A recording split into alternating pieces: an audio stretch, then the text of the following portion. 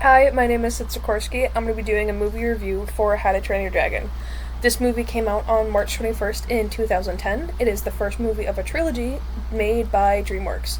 The movie follows a 15-year-old boy named Hiccup, who is a Viking, and his village has only ever known to hunt down dragons and defeat them, because it's just kind of what they were taught as kids, and Hiccup doesn't really see them as a threat, so, conflict there.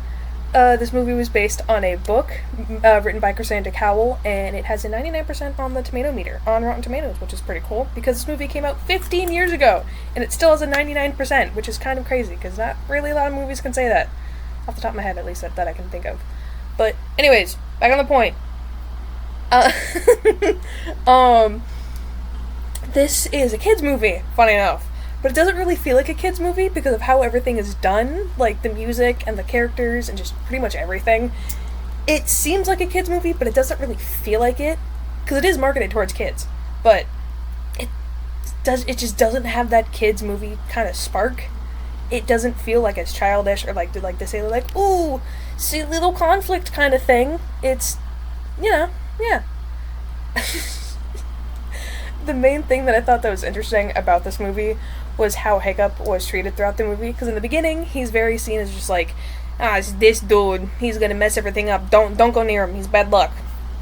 And then when he finds Toothless for the first time and he starts like messing around to try to figure out like what dragons do, he takes the knowledge that he learned from that and he takes it to his dragon camp. And people actually start getting respect for him because they're like, oh, this scrawny little dude can do that? Maybe he's actually kind of cool. Maybe he's not so pathetic as we thought he was. And I thought that was kind of neat. And then at the very end of the movie, after the big fight on the Dragon Island, and he comes out of his house for the first time after everything, everyone's like, oh my goodness, bro, you're so cool. Like, not actually, but like, you get that kind of vibe where they're like, oh my god, this dude is actually really cool, and we were just kind of like, this dude sucks. But now he does anymore, because he's actually pretty cool. um, Overall, this movie is just really, it's a great movie. I would highly recommend if you haven't seen it. If I had to give it a rating, I think I'd give it a 9.8, just because there are a few minor details that I wish were tweaked, but it's perfectly fine, because again, this is 2010. Not everything's gonna be perfect. So, but again, if you have not seen this movie, I highly recommend giving it a little watch. If you have kids, watch it with them. They'll love it. If they don't, you might. So, again, great movie. Highly recommend it. Yippee!